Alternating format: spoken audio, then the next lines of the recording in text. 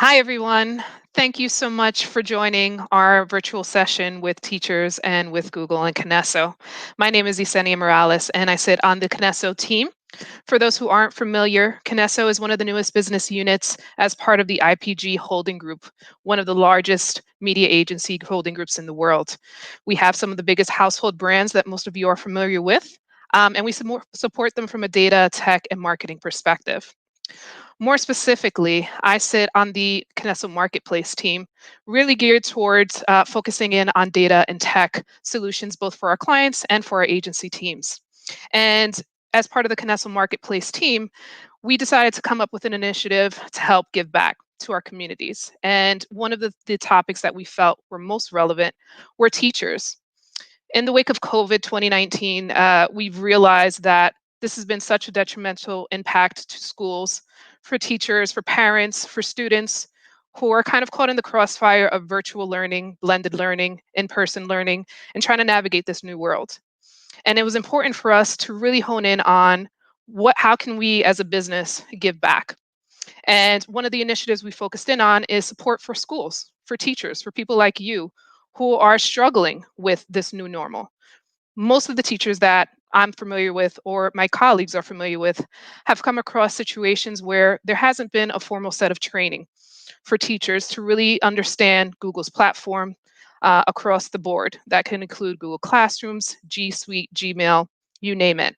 And so we've decided to partner up, myself included, my counterpart in this entire process, Courtney Minnick, and the Google partnership team to really focus in on how do we drive this value and bring it back to the classroom and to the teachers to help support this initiative.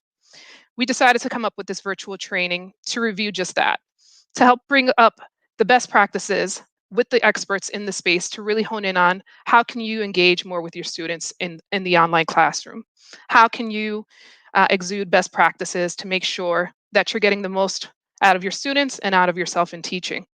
And so with this, we decided to kind of kick off this initiative as a pilot program here on the East Coast, and with the intent to expand it in the West Coast in the future and throughout the world. This is something that is truly passionate to our business, to Google as well. And so we thank you guys for joining in on this session. It's important that we really think about how can we start to think about the future, what that means for the educational system, both virtually and in person. And so without further ado, I want to thank, on behalf of IPG and Kinesso, Google, for opening this forum for our business and also for the teachers that we are most closest to enable this platform for learning, right? That's what we're all about. That's what the teachers are in place to do. And so we thank you guys on behalf of our partnership globally, and really as just a sentiment for something that we're really truly passionate about. So without further ado, I'd like to introduce our Google training expert, Sue Tranchina. Thank you. Hi, everyone. Good evening and welcome to our workshop today. I'd like to thank everyone who helped organize this. Obviously, Kinesso has been such an instrumental tool in coming up with this initiative to give back to the community of educators right now who are battling through, this new style of learning, remote instruction due to the COVID-19 pandemic. And I am a Google certified trainer, Google for Education certified trainer and educator. I'm also a teacher as well. So I teach at a school called Shore Regional High School in West Long Branch, New Jersey. And I am a trainer on behalf of Google Cloud Partner for Education, Kiker Learning. So I am here today to lead a workshop that will support educators that are using Google Classroom for the first time, or maybe just aren't very familiar with Google Classroom yet. So this is going to be a little bit of a beginner to intermediate course overview on Google Classroom to, again, help support educators that are going through this virtual style of instruction, whether you are in a remote or hybrid learning environment. And hopefully this support will help you be able to communicate better with your students and achieve the same learning outcomes that you would be able to should you be in a traditional face-to-face learning environment with those students.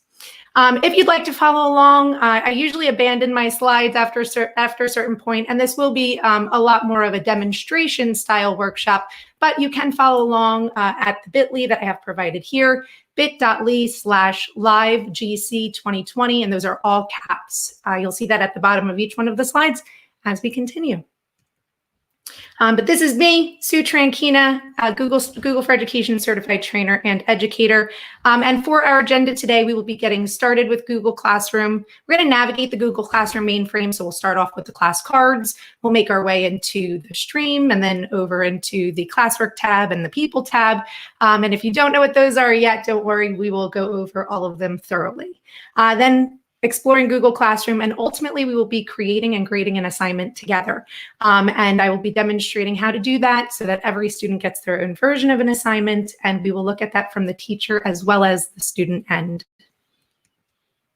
The first question, though, that we need to answer is, what is Google Classroom? So a simple definition on this is that Google Classroom is an easy-to-use learning management system. So you may have heard of this referred to as an LMS before, learning management system. It helps teachers manage their coursework. With Classroom, you can create classes, distribute your assignments, grade, and send feedback, and see everything in one place. The primary purpose of Google Classroom is to streamline the process of sharing files between teachers and students. And that's ultimately what makes Google Classroom a unique LMS, is that when you have the integration of all of these other G Suite applications like Google Meet with Google Classroom, or the core G Suite applications like Docs and Sheets and Slides, the real challenge before Google Classroom was introduced, when you were using these with your students, was that some of the students would, accidentally forget to share an item with you, or you would forget to share something with them. So now we've kind of have this platform where the sharing is completely seamless for the most part, and that's going to just really make sure that there's nothing that's going to get in the way of you teaching your students in an effective manner. I have a list of resources down here that you'll see. Welcome to your first day of classroom. If you leave our workshop today and still feel like you need a little bit of extra support, these links down here are all provided by Google for Education, and they are all really awesome links. And that's why I would encourage you to open up this slide deck, either bookmark it or save it, share it out with your colleagues or your friends. And I do believe that this live stream will be accessible by everyone after it's over on the Google for Education YouTube channel as well. But ultimately, don't forget, if you are a teacher, that there is a Google for Education Teacher Center out there as well. This is a video that you can, again, you can watch it if you'd like. I'm not going to be showing it today because our workshop has limited time. But to click on this link right here to bring you into the Teacher Center, this has modules right here, like what is Google Classroom, how would you access Google Classroom, primarily everything that we're going to go over together today. And then if you scroll on down, so these are modules that you can go through to gain the information that we're going to go over. But down here in the Teachers Lounge, this is all content that was made by educators for educators to just provide more support for anything specifically that you need help with. And again, that's linked there, and that's the Google for Education Teacher Center. All right, so diving in, again, this is going to be a beginner to an intermediate lesson. So these are kind of the bullet points whenever I do these Google Classroom workshops on behalf of Kiker Learning. We really will focus on an intro/intermediate and then an intermediate to advanced leveling up. So I just want to make sure that everyone knows where we're going today. We're going to spend as much time as possible going through the getting started version of this. And anything that's extra, if we have any extra time, then we will dive into this more advanced section as well. I will be featuring the to-do list though, because it's something that I've been using in my own classroom, and it's pretty remarkable. Okay, so I'm going to go ahead and dive in, and we'll come back to this slide with the Guardian email summaries momentarily. The first thing is, how do I get to Google Classroom? Well, I have mine open over here, but if you need to get to Google Classroom, you can just simply type in classroom.google.com to get into Google Classroom right there. And then this will bring you to what we call your class cards. But if you are not in Google Classroom already and you're just on Google, say, Up top right-hand corner, I'll even zoom in a little bit. Some people like to call this the waffle icon, but the waffle icon right here has all of your core Google apps, and your classroom should be accessible on that waffle icon. Okay, so looking at your class cards, this is where we get started as educators with our Google Classrooms. You can see here I've already created a Google Classroom for the purpose of tonight's session. However, I'm going to show you how to create that classroom just because this is a session for beginners, and you might get to this page and have nothing here. Ultimately, the first thing that you're going to look for is going to be this plus sign right here. When you click on that plus sign, you're going to get an option to either join a class or create a class. Now, I know a lot of administration teams who have created Google Classrooms for their teachers to join as students so that the administrators, the principals, the vice principals, superintendent can share out content to those educators. I actually recommend that during any of my administration trainings because it's also a great way for teachers to see what the students see in classroom and to experience what it's like to turn in some of their classwork to their own class Google Classroom. So you may actually already be joined into a Google Classroom through your admin if you've already done that. But for purposes of educators using Google Classroom, you would create a classroom by clicking on that plus sign and choosing create a class, and then you would choose, just do sample, and then hit create. And that's it. That's how you create your first classroom. While we're sitting here waiting for this class to create, a stream page, a classwork page, a people page, and a grading page will be generated for us. You'll also see a class code that generates right here. I like to call that the old-fashioned way of joining Google Classroom because there are some new and improved ways. You come right into your Google Classroom that you just created. Now, to navigate back to your class cards, we're going to click up here, the three lines. I don't know why all of my colleagues in education like to refer to these waffle icons, and up here we have the hamburger or the hot dog, but these three lines for the main menu, if you click here, you'll be able to come back to your class cards by clicking on classes or navigate to your other classes through this really quick menu, this quick access menu over here to the left. So clicking on classes brings you back to your class cards. We're going to live here for a moment.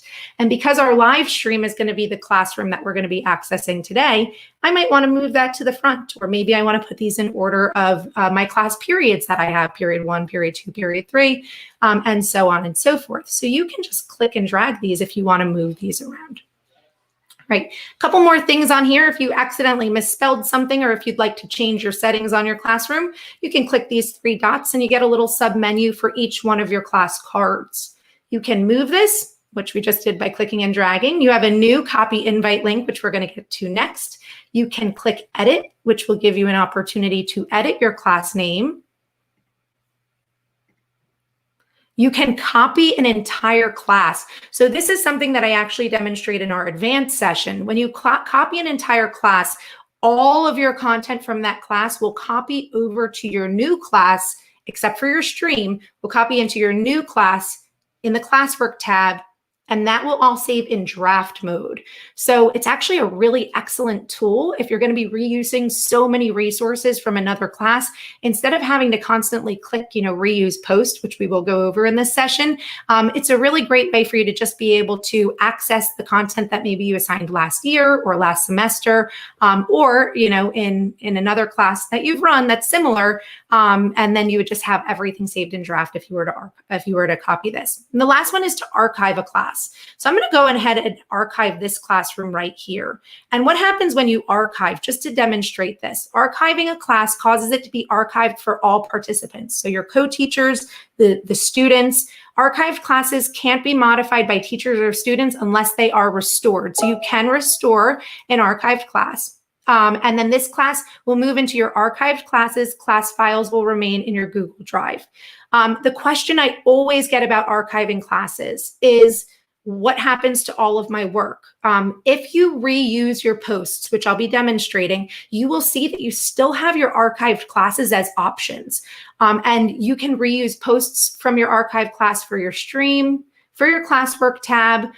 It will even carry over rubrics if you've gotten into rubric designing, which is really helpful.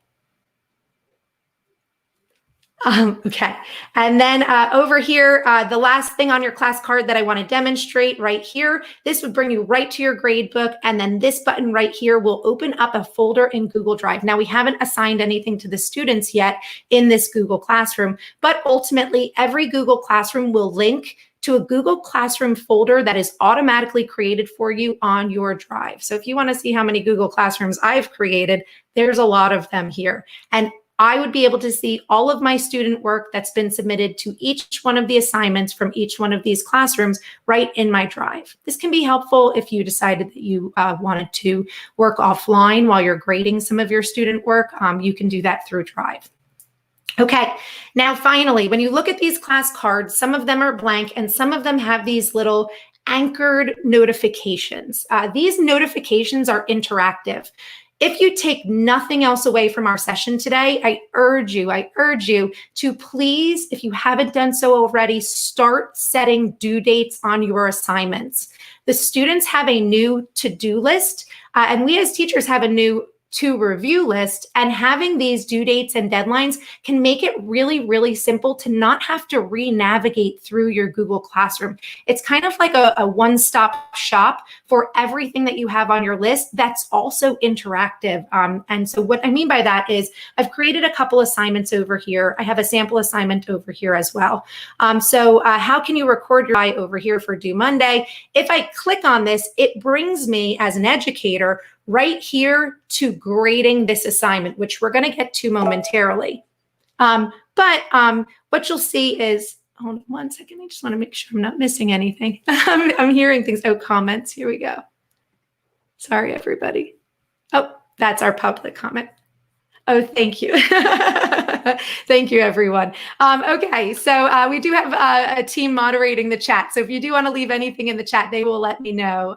So feel free to go ahead and leave me some love or leave me some questions in the chat. Okay, so but just to demonstrate this from the educator's perspective, when you click on those interactive links, it will bring you directly to grading this assignment and to this assignment information. So you don't have to, go to your class cards, find the class, go to your classwork tab, find the assignment. You can just click that anchored navigation button. It makes it really, really simple to get there. And as I was saying, we have this to review. Whoops. We have this to review section as well. So if I click on the hamburger, the hot dog, 3 lines, I can click on to review. And by having these due dates, you can see that items that have no due dates kind of just float around, but anything that's a work in progress will show me what the due date is here. And it'll give me an overview of all of my classes, or just one of my classes. And this is a great, great tool to use. I normally have somebody then say, how did you get there?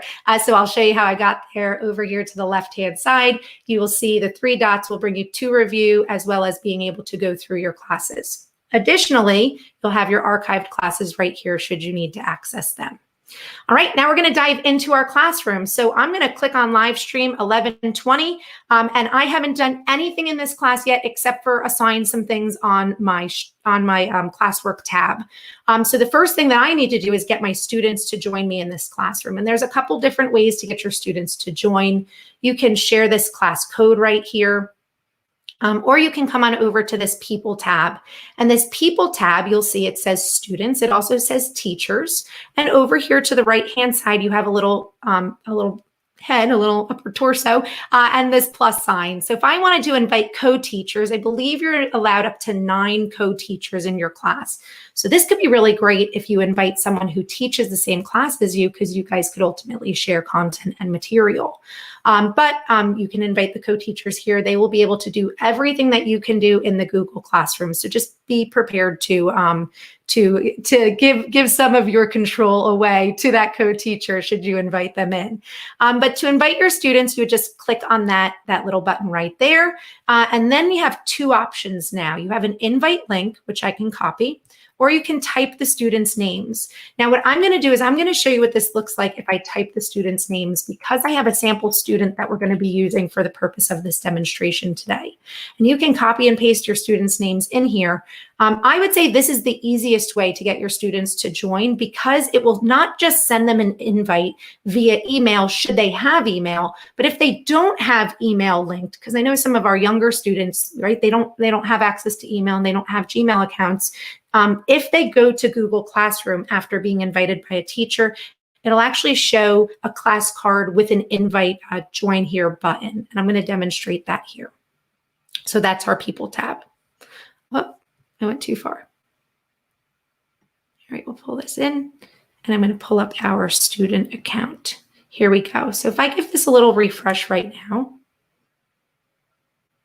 here we go. You can see we just invited this sample student to the class. Let me just say, for purposes of demonstration in our workshop today, anytime that you see the theme up top over here, every time you see that theme up top as yellow, or this little icon with the student over here, this is the student account. So this would be the perspective of the student. And this is where I wanted to show you, as we as teachers have that to review option, they have a to do option, and they'll be able to see, you know, based off of due dates, maybe something that's due for next week. This is the importance of assigning projects with due dates, which we will dive into. But I wanted to come to class cards here because these are the class cards for this student. Right here, you'll see that it says live stream 11:20, and I would just simply be able to hit that join button. As a student with the yellow on top, as a student, that means that I am now in this classroom, and anything that was posted, even if it was before I joined this classroom, anything that's posted will show up on my stream and on my classwork tab. I'll be able to see anything that's been shared with me by my teacher. All right, so now we're going to navigate back over here to, there we go, to Google Classroom, and we're going to start off on the stream. The first thing that you may want to do, because of this new integration with Google Meet and Google Classroom, which is really, really remarkable. If you are using Google Classroom and if you are also using Google Meet, a lot of our Google Meet enhancements just rolled out. And some of them are really, really awesome. But the most important of all of them is the new privacy features and the new moderator features. As the host, as the teacher of the Google Classroom integrated Google Meet link, you will be able to reign full control on your students during your video conferencing with them. To access that, what you'll do is you'll come into your stream and you'll see it'll say generate Meet link right here. If you've never used this Google Classroom before, this is what you will see. If you've generated that link, you will then have an active Google Meet link for your students to join. And this is an admin console feature. It can be turned on so that your students must wait for you as the educator to get in before they can join you. So it will filter out only students that are within your domain will be able to join your Google Meet should they use this Classroom Meet link.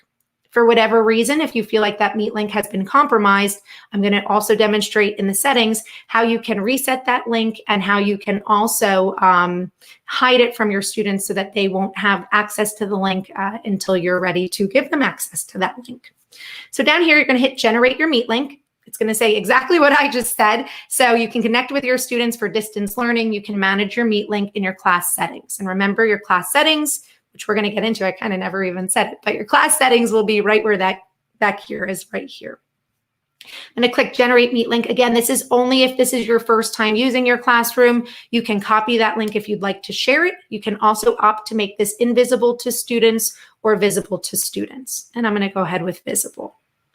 The first place we're going to go is up to the gear, and then we're going to come back down through the stream. So up here at the gear is going to be your class settings that you will have for this classroom. This is where things can get very confusing, but in my opinion, you really only have to go here if you'd like to modify some of your student settings, like if they can post on the stream or if they can comment in your Google Classroom, you can make those changes.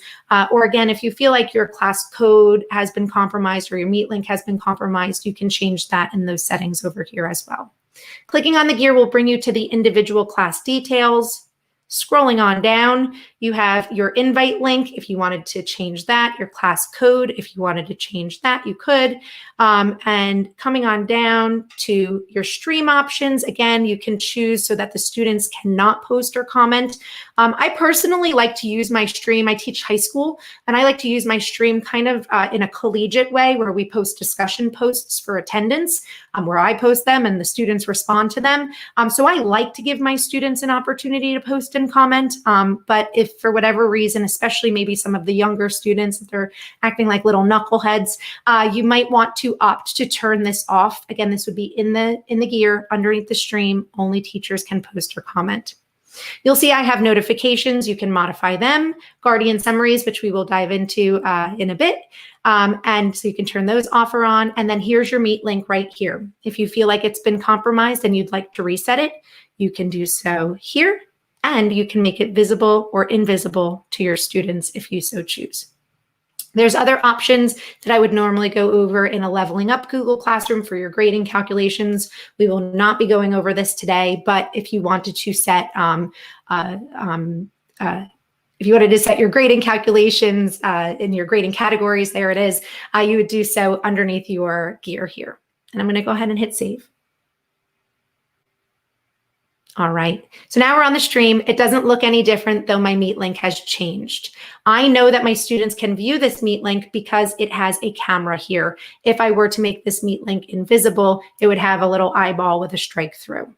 From my student perspective, which I'm going to go ahead over here and come into my student's perspective, you'll see, it just popped up. So when I make this Meet link visible, that will show up on my student's Google Classroom page here.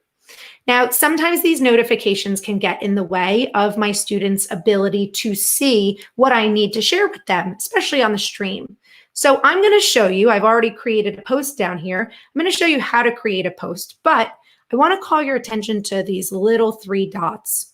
You can edit these, move anything to the top, or copy links directly to these posts. I use this all of the time.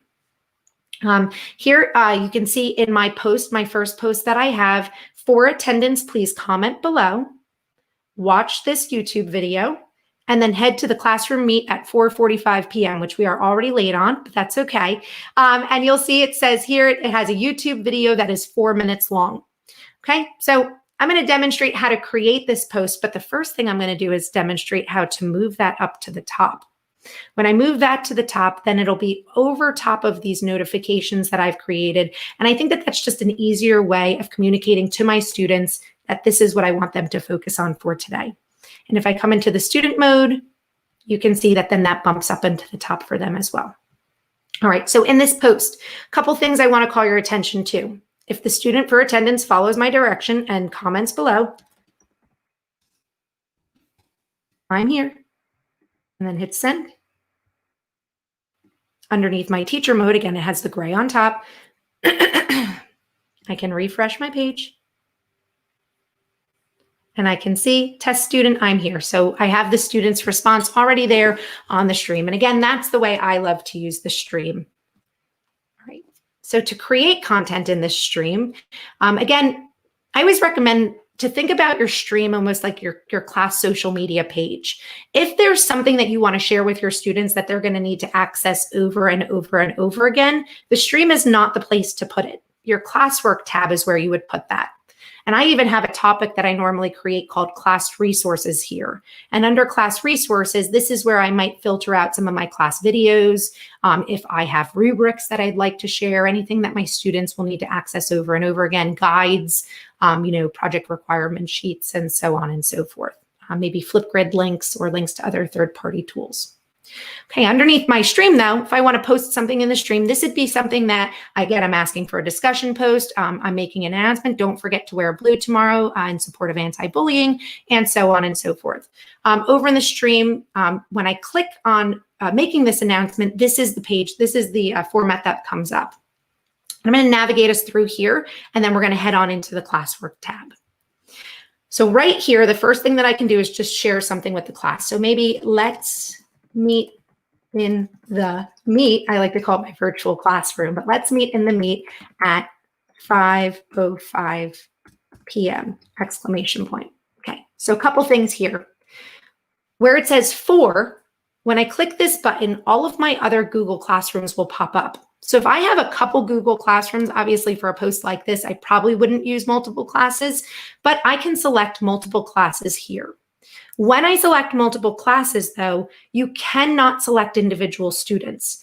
If you are working in a hybrid model like I am right now, you may have some students that you see on Mondays and then another group of students that you see on Tuesdays. If you want to assign different things to those different students, maybe your at-home students are working on something and your in-school students are working on something different, and then on Tuesday they'll swap, you can choose to assign something only to the first group of students and then maybe schedule a post to the second groups of students so that tomorrow morning it'll appear on their stream. And that's kind of been my best practice through hybrid instruction here. Just keep in mind, if you're going to post to multiple classes, you cannot choose individual students. I only have one student in this class. If I had multiple students, if I only wanted to post maybe to one student, this is also really great for some of our more diverse learners, some of our special education students. If they have modified assignments, you can choose to just unclick everyone and post maybe only to one student. This multiple classes and individual students, you will see again when we post assignments under the classwork tab. All right, let's meet in the meet at 5:05. It's now 5:01, so we're going to change that to 5:10. And over here, you're going to see add. When I click the add button, I have the option to pull in something from my Google Drive, like so. I have the option to pull in a link that I can copy and paste from somewhere along the internet. So maybe here we have our Teacher Center link. So maybe I'll demonstrate this one where I can copy this link and then I can paste that just so that you see what this looks like. I always recommend using this because it makes it look so much cleaner than having that like really long, yucky link right here on your stream. Hitting this add button, we have an option for a file. So that's going to be same thing as adding from your Google Drive, but this is going to be if you're using, a device that maybe isn't connected to your drive. If you wanted to upload something directly from your computer, something that you've downloaded, you would be able to do that. Is there a question? Yep, we have a quick question here. Would you be able to go over the scheduling assignments in more detail? Of course, yeah, definitely. Thank you. Thank you so much. Thanks for participating too. So yes, we're going to go over that right now. So here, let's meet in the meet at 5:10. Keep looking at the clock, make sure we're doing okay. So that was our link. And then finally, you have an option for YouTube. Now, the best part about this is that you can do a YouTube search here without having to open up another YouTube tab. And this, again, you will see in the classwork tab as well.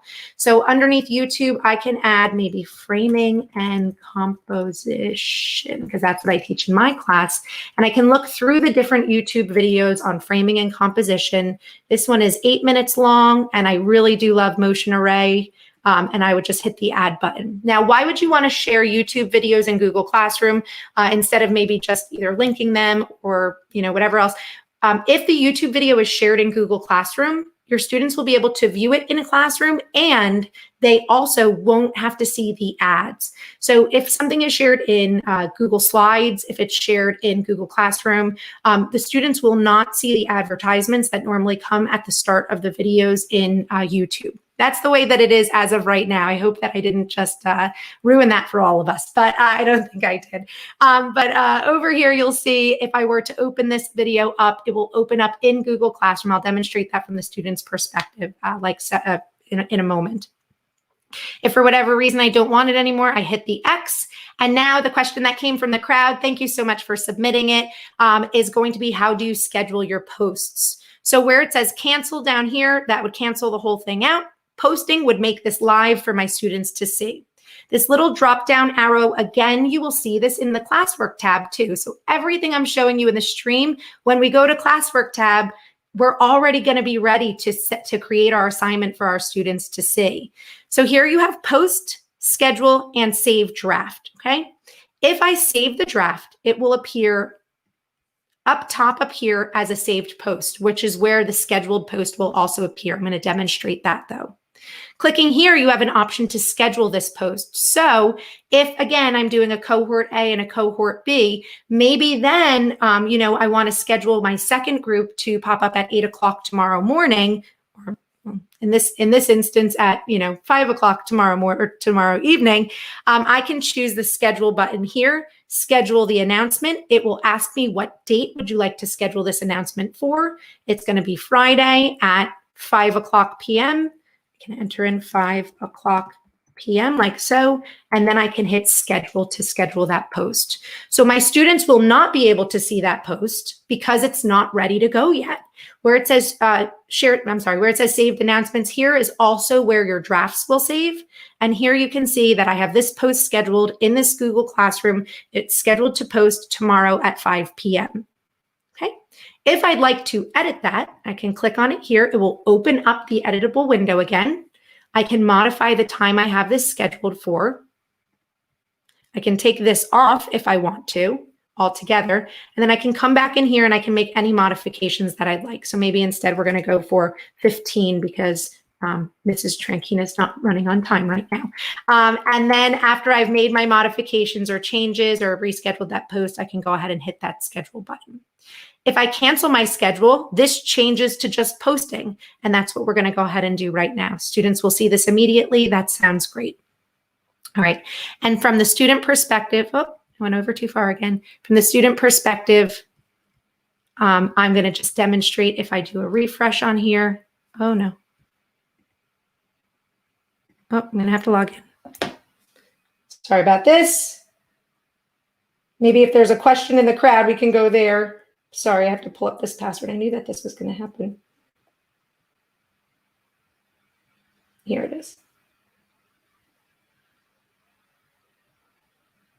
There it is.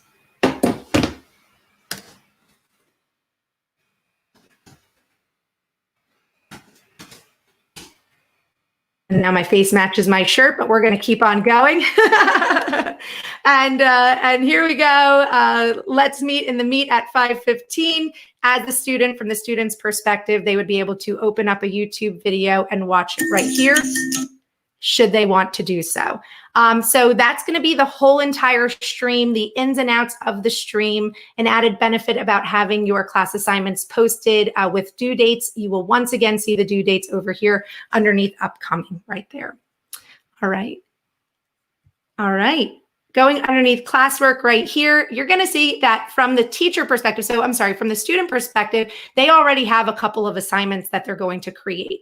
And I'm going to show you guys how to create these assignments and why this one down here looks different than these two up here. Is there anyone that has any questions right now? If so, questions, enter them. Oh, look at that. Please enter them here. Thank you so much. Okay, great. Usually after the stream, we do get a couple questions, but if not, then I'm going to keep on going so we can head on into the classwork tab. All right.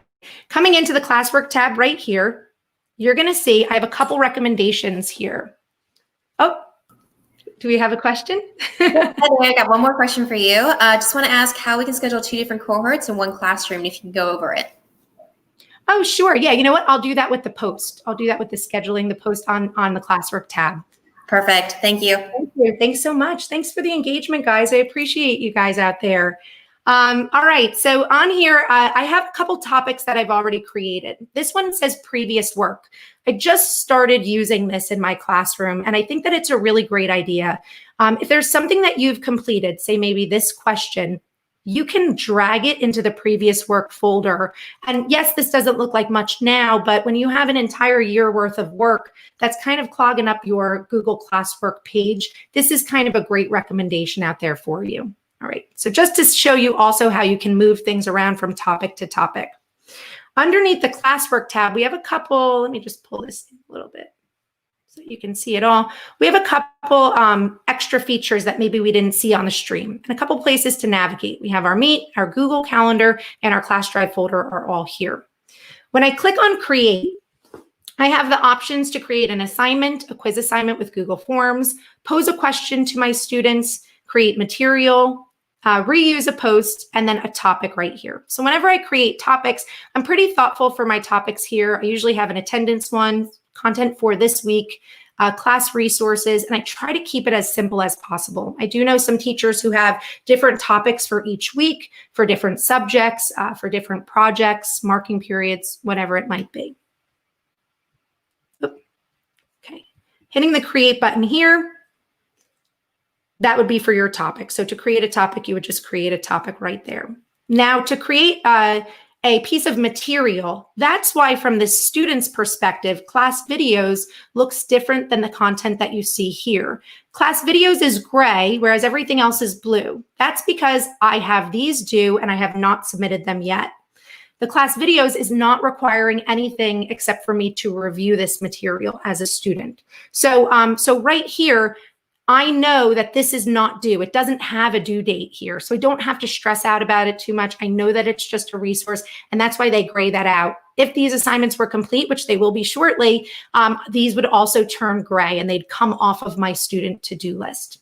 Okay, so keep that in mind when it comes to creating these assignments and your materials. Posing your questions. So I created a sample question already for us. So mine is, how are you feeling today here? And I like to use emojis, whether you use a third-party website like emojicopy.com or the accessibility keyboard that's built into all Chromebooks. There's actually an emoji keyboard right underneath your accessibility features on your Chromebooks.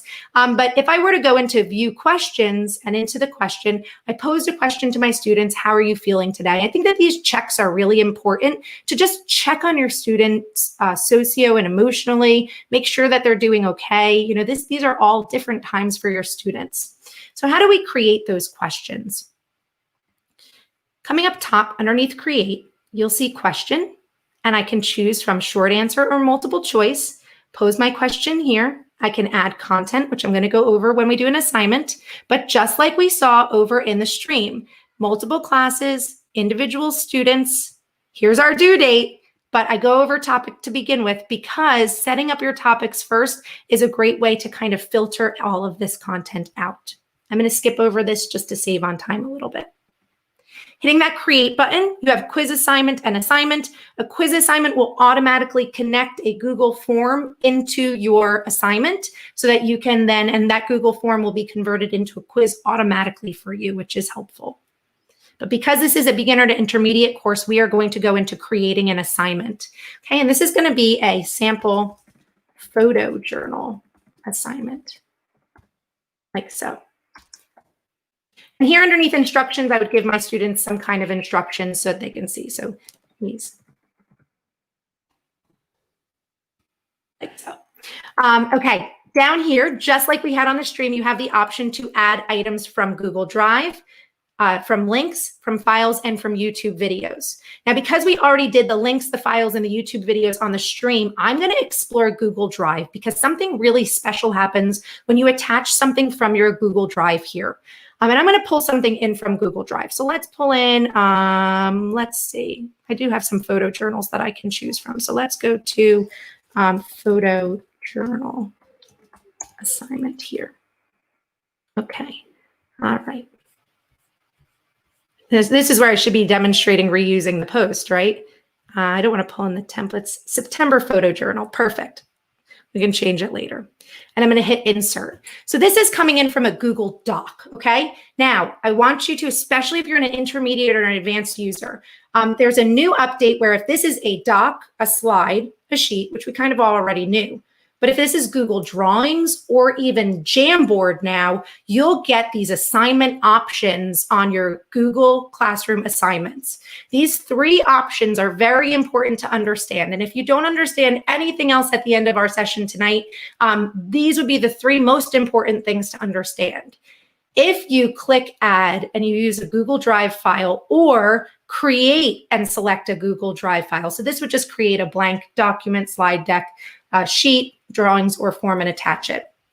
If you add any Google Drive file, you get three options for your students here. This is where, remember in the beginning when I said Google Classroom is a unique LMS because of the share settings with all of the Google tools? This is why. So students can either view this file, students will be able to edit this file, or this will make a copy for each student that will be labeled with their name, and the students can work on it. So just to go through those in a little bit more detail, students can view the file means they will not be able to edit that file, okay? So they will be able to look at the file, they will be able to read it. Maybe it's a, they will not, you don't want them to edit it, they won't be able to.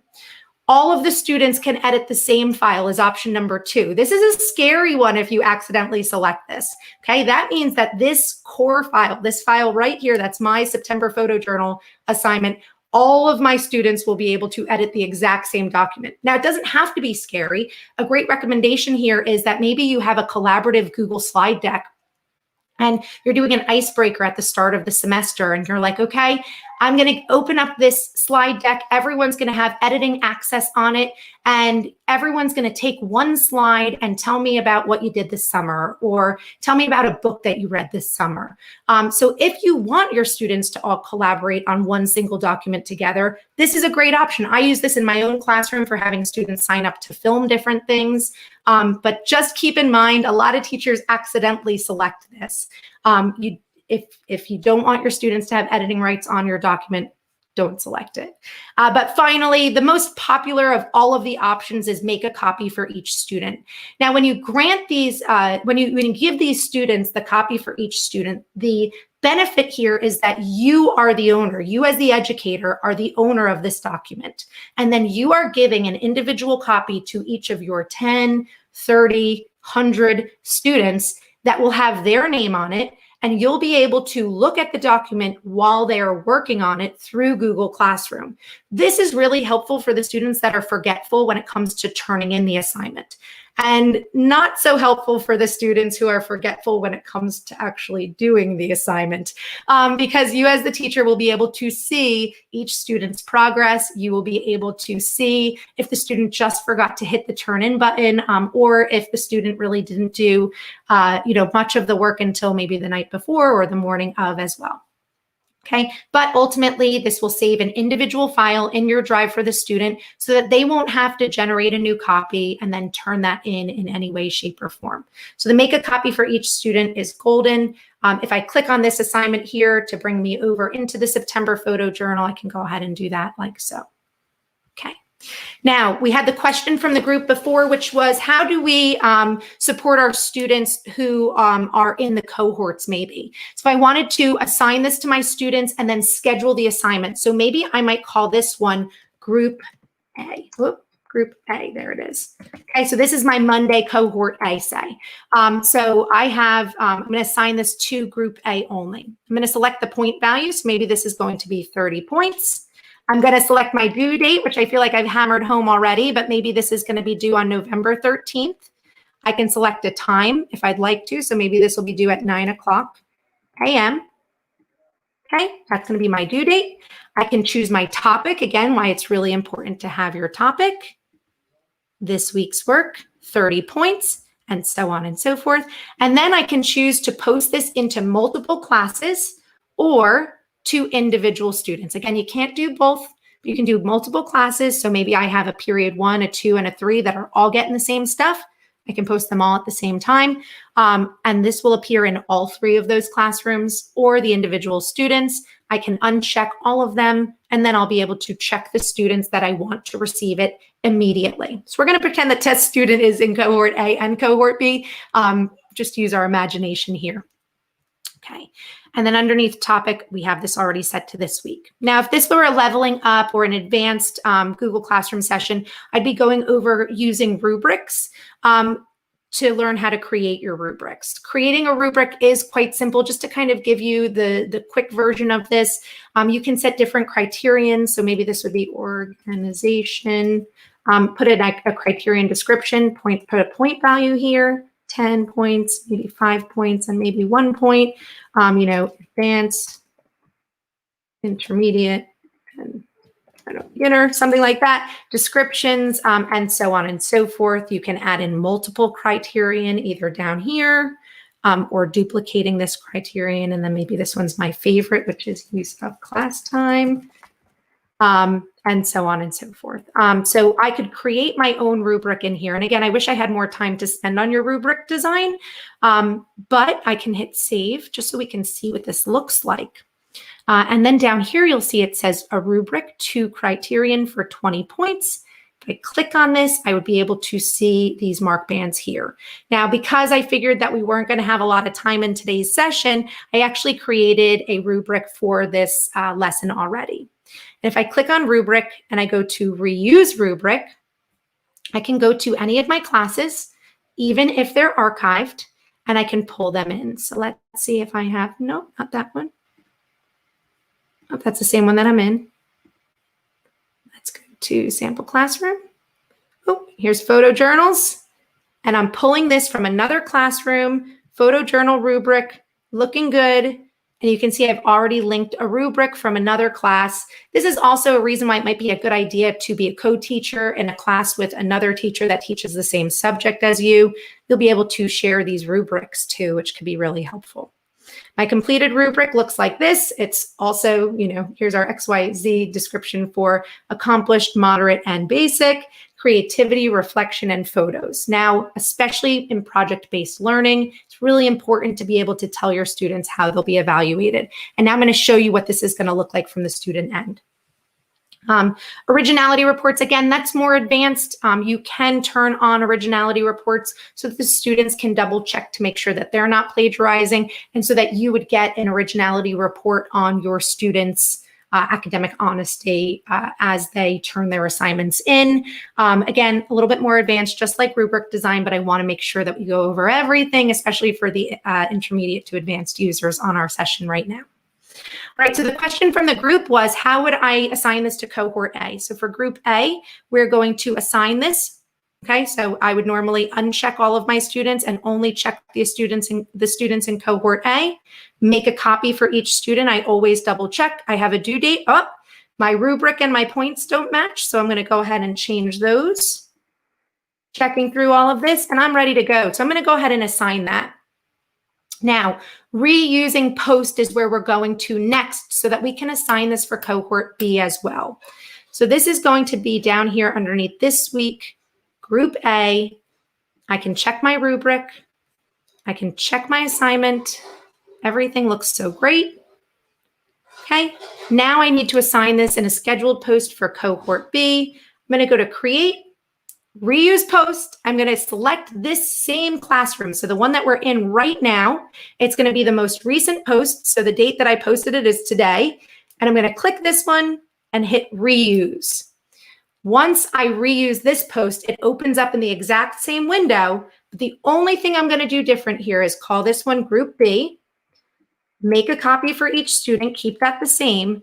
And I'm going to set a new due date. Maybe they get an extra day on this one. So the 16th, checking everything else, uncheck my students, and then this is where I would select only the cohort B students. To conclude this thought right here, I would click over here in the top right corner and schedule this one to post tomorrow at 8 o'clock a.m. and then hit schedule. Okay, I see that we have a question. I'm sorry. No, perfect timing. We had a few people talking about the materials tab and wondering if you wouldn't mind demonstrating it for them. Oh, sure, of course, yeah. All right, so for your materials, under create, material is so helpful. I use this almost every single day. You can imagine teaching a film course. There's a lot of filmmakers out there that have shared materials. That's probably a little bit better since they're professional filmmakers than me as a film teacher or business, well, I guess video production teacher. But over here for materials, it's very simple to post here. So you can see that the simplicity here, besides, posting in an assignment, is a lot more simple. It's almost like something you'd share on the stream. And then maybe this is going to be,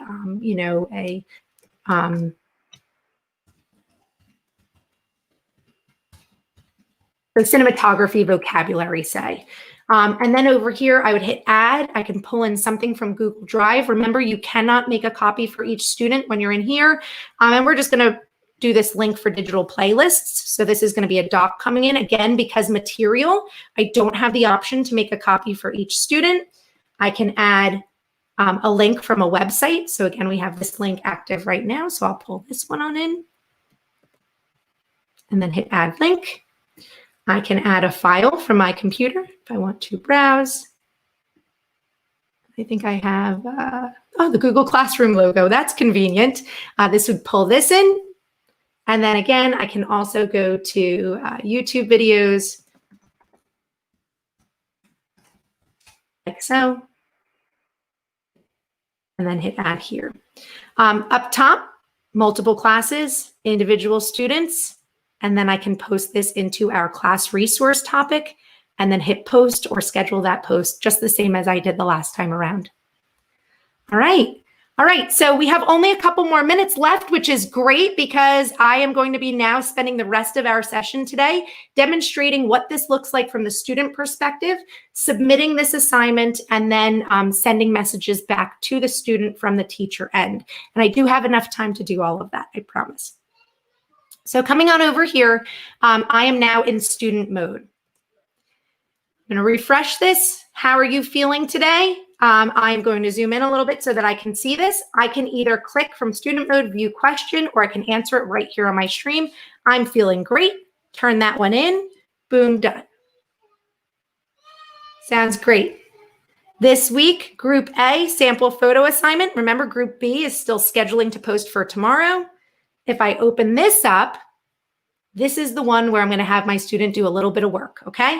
So we're going to click on View Assignment from Student Mode, and this is what the students will see. Now, on those slides that I abandoned, I actually have screenshots of this. So if you ever wanted to show this to parents or guardians or to your students to say you want to make sure that you hit that blue turn-in button, or you want to make sure that you add or create work here, add or create work here, then you can use one of those screenshots from the slides. You're more than welcome to do so, but that can be really helpful. But ultimately, this student has the very clever and original name, Test Student. This student received their own copy of this assignment. When I click on this, it opens up the Google Doc of this assignment, and it's already labeled with your student's name. So you don't have to even have them put their name on that. But ultimately, I'm going to change this too. Sue's September photo journal. I would fill this out, clicking here. Maybe I'll replace this using the camera. Oh, like so, and then hit replace. Oh, that came out a little wild. And then I am done with this, and I've done the entire September photo journal because we're in November. And I'm going to come back over here to just show you again what the students are seeing. With a rubric, I know I didn't go over rubrics in depth, but with the rubric, you'll see photos, reflection, creativity, so that they can see how they are being evaluated. And you do not have to use a rubric. If this is too much for you, just forget I'm saying anything about rubrics. But if you would like to use this rubric, the students will be able to see all of your criteria, and then each one of these mark bands, these individual mark bands for their assignments too, so that they know how they're being evaluated. Again, you do not have to use that if you choose not to.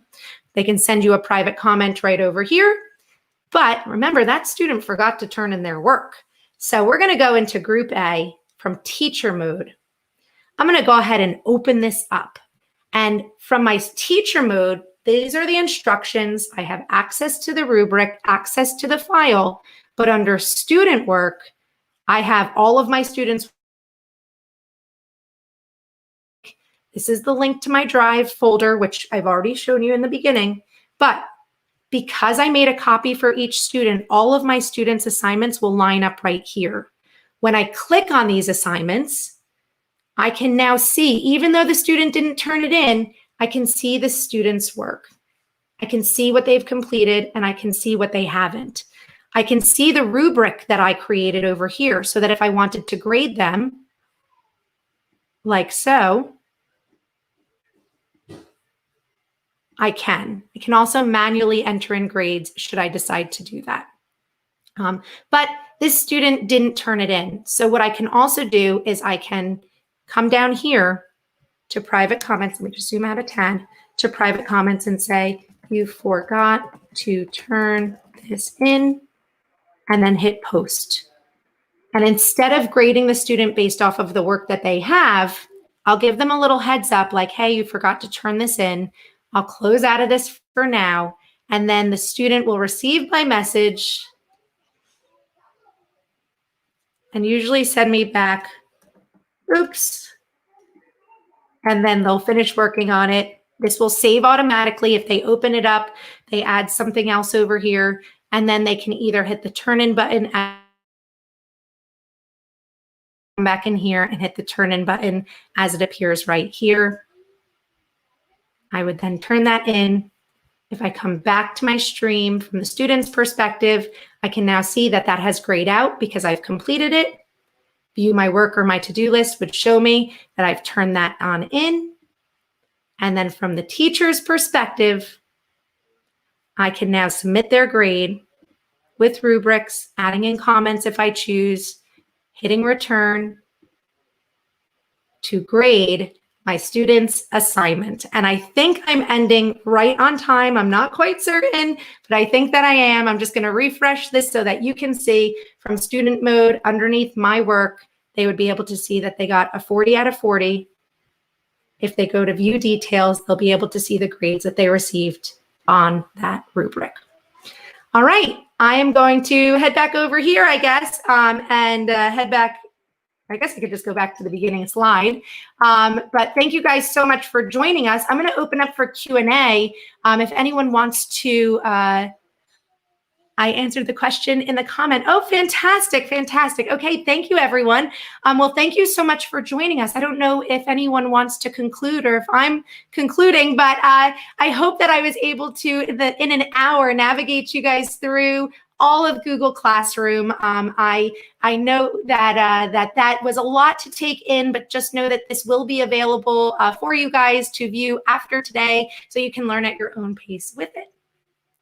Yes, Sue, thank you. Thank you once again for all that you walk through. I mean, not being a teacher myself, this is definitely informative, very easy to follow, and based on the comments, everyone thoroughly enjoyed it. So thank you so much for your time. There's plenty of questions for follow-ups, and thank you to the Google team as well for helping us, again, host this event.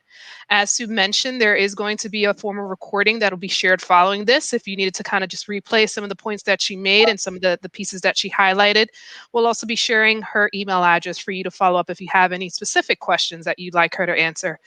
So again, thank you all. Be on the lookout for the next iteration of this program. We appreciate your time.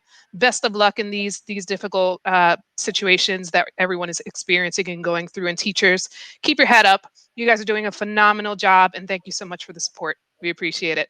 Have a good night, everyone. Good night, everyone.